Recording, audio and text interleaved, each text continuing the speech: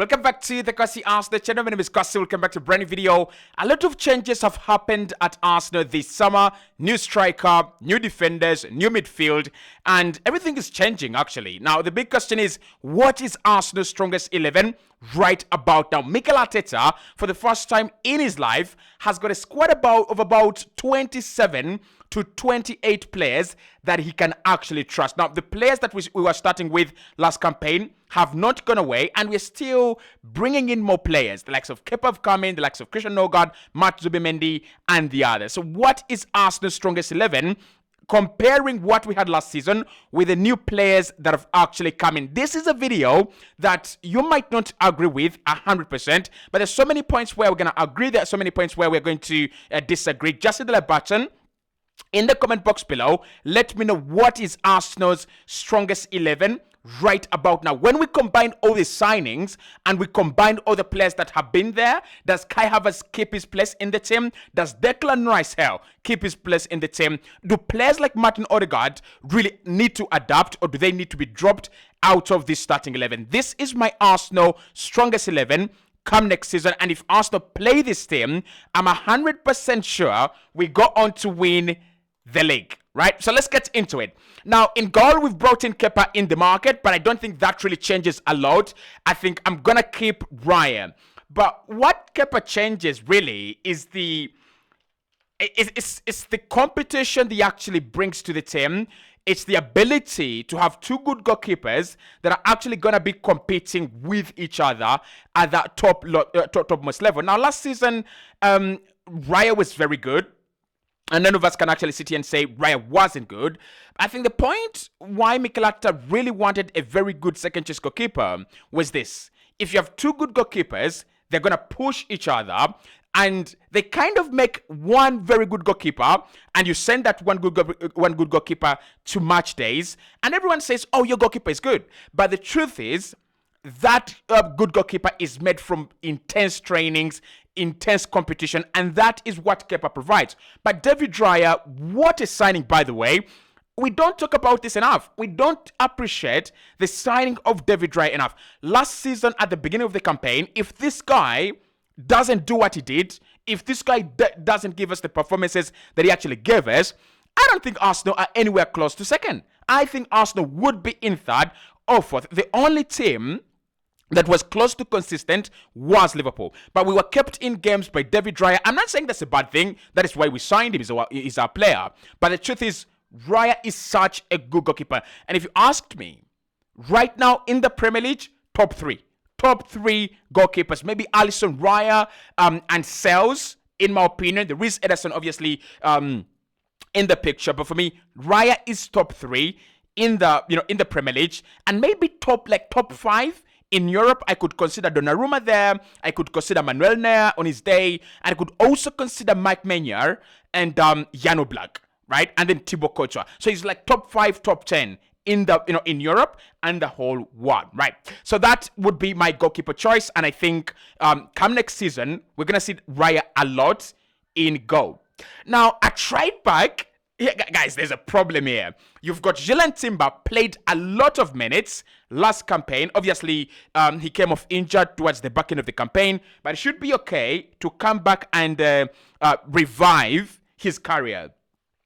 And one thing I've got to say with Gyllen Timber, what a player, right? What a player. This guy gets injured, and then he comes back, and he plays a whole season, and the injury we are talking about is an ACL. Then you've got Ben White, who was, injured for bigger parts of the campaign last season, but prior to that, a monster of a right back. Now, I know people would say, because it's obviously Gyllen Timber, but this is where the problem is. Arsenal's right-hand side works on a relationship that has been fostered for quite some time between Odegaard, White, and Saka. When you look at White, he provides those overlapping runs over Saka, and that allows Saka to cut inside. And, at times, White underlaps, and then that allows Saka to go, wide. There is a lot of combinations. There is a lot of good that Arsenal get when these three combine.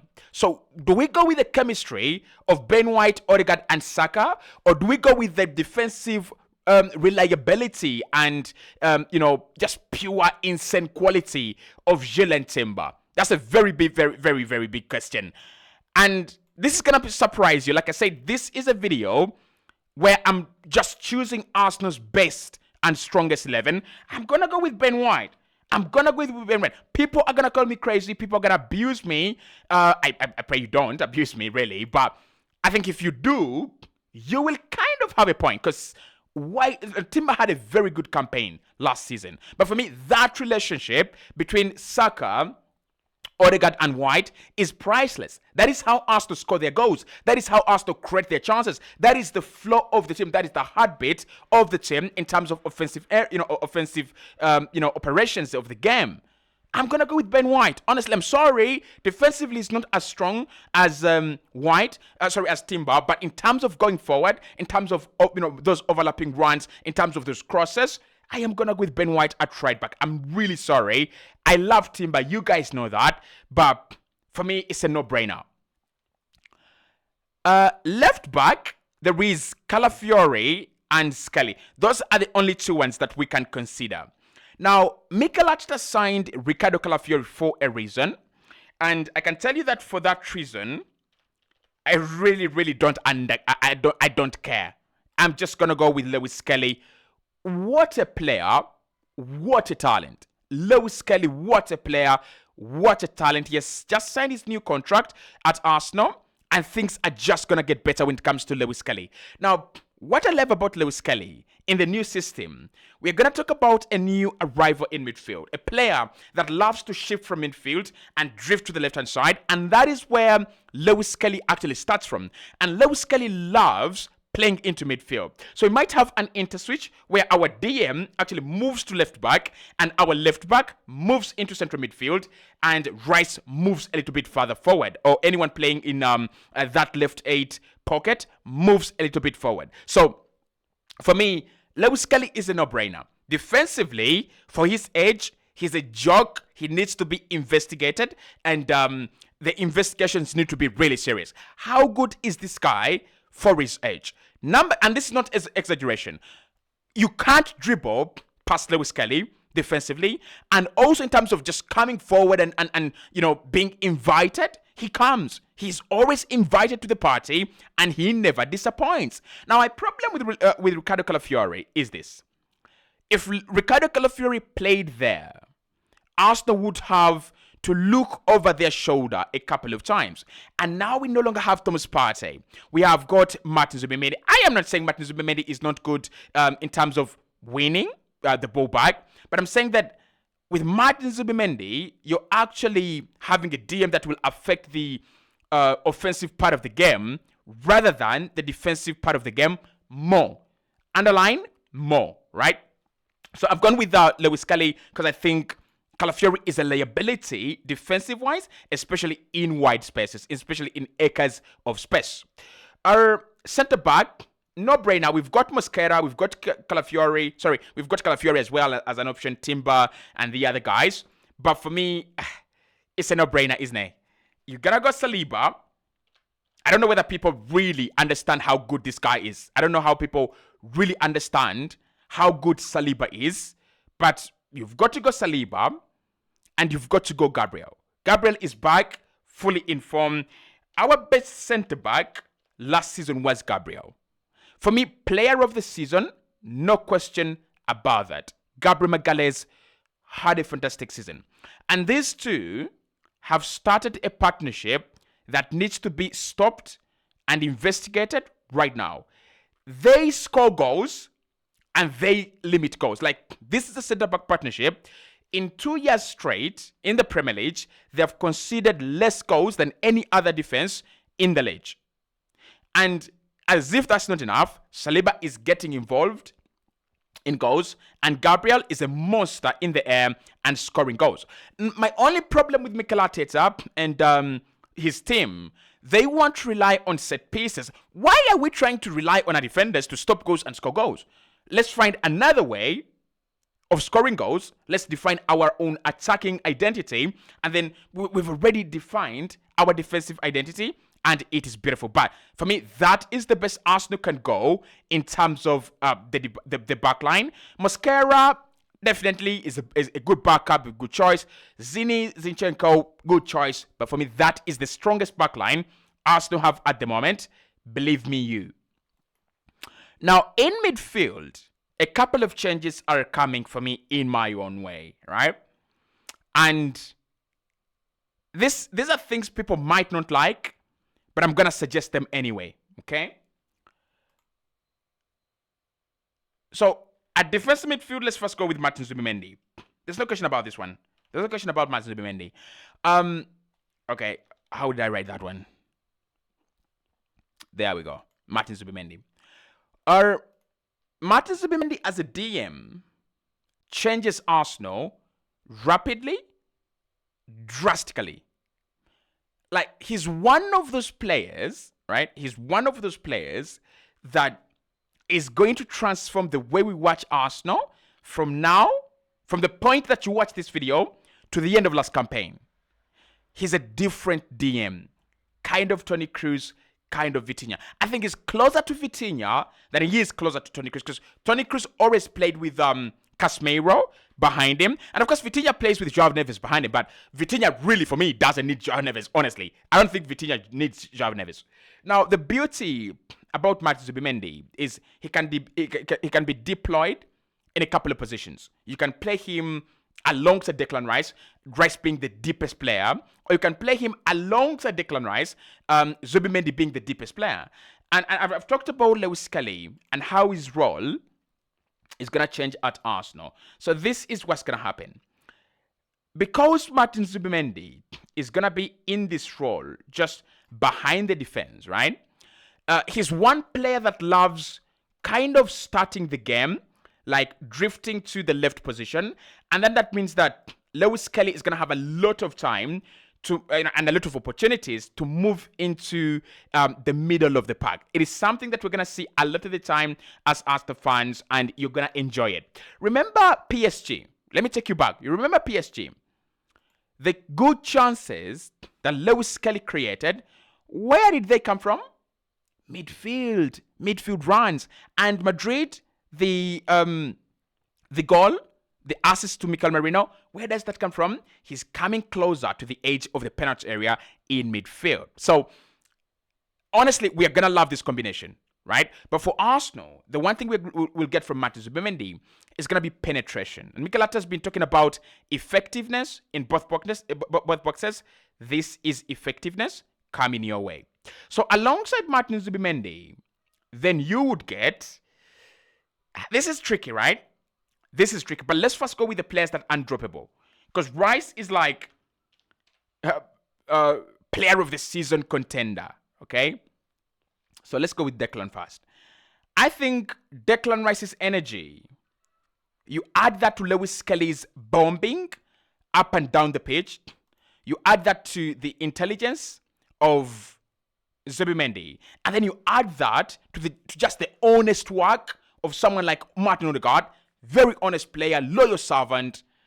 This Arsenal team could be cooking something that is too spicy for some people to eat. And for us who like spicy food, we're like, bring it on, baby, bring it on. But for a team like, I really pity a team like Sunderland, because Sunderland will be looking to sit in shape and, just avoid damage. And I don't see any way you avoid damage with this team. I don't see. They will overload the midfield. Their backline is strong, right? And of course, for me, obviously, Odegaard deserves another chance, okay? Odegaard deserves another chance. I know he's not had the best of seasons, and people are like, yeah, you've got to get rid of him. Nah. But for me, he's a captain. You've got to respect him. And for him to work as hard as, getting that captain's armband at Arsenal, we need to put some respect on that hard work. And again, we look at him as a creative player. He is creative, one of the best creative players in the Premier League. I think he's going to have a season where he becomes kind of Kevin De Bruyne. I won't be surprised if Martin Odegaard becomes the star of the Premier League at some point in time. Kind of like KDB. Right? Kind of like KDB. Okay. So that would be our strongest midfield. Obviously, you have Christian Nogard, you have Kai Havertz, who can be of great use. Guys, I'm going to predict something here. I won't be surprised, and don't be surprised that if Kai Havertz drops into midfield due to the arrival of Noni Madueke. And that takes me to the first change that I think is going to happen at Arsenal, and it's happening, for the right reasons. Noni Madueke, where's this guy? Here's him. I mean, they still see him as a Chelsea player here. Noni Madueke, if Arsenal don't sign, like the way we are now, if no one comes in, if Eze doesn't come in, and Rodrigo doesn't come in, Noni Madueke is going to play on the left. Well, let me explain. So when it comes to Noni Madueke, and why I'm saying that he's a very, very likely option to play on the left rather than Martinelli and Trossard, it is what Mikel Arteta is trying to build with Kai Havertz and Victor Gyokerez. So when you have two inverted wingers, they're both like looking to come inside, they're going to suffocate space. And now you have Victor Gyokerez, who needs a lot of space to operate. And where does Victor Gyokerez really tilt towards? You guessed it, the left-hand side. So Noni Madueke then becomes this player that kind of drags defenders wide to create spaces for Kai Havertz to arrive into, Declan Rice to arrive into, and Gyokerez to arrive into as well. So the beauty about Madueke is that he's not an inverted left winger. He's actually a natural left winger. He's naturally left-footed. So I kind of understand where this signing is actually coming from Mikel Arteta. Is it the best option Arsenal could have got for 50 million? Maybe not. But I do understand where it's coming from.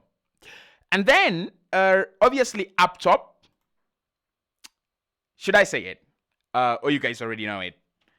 Up top is a number 9. And I don't even want to hear it.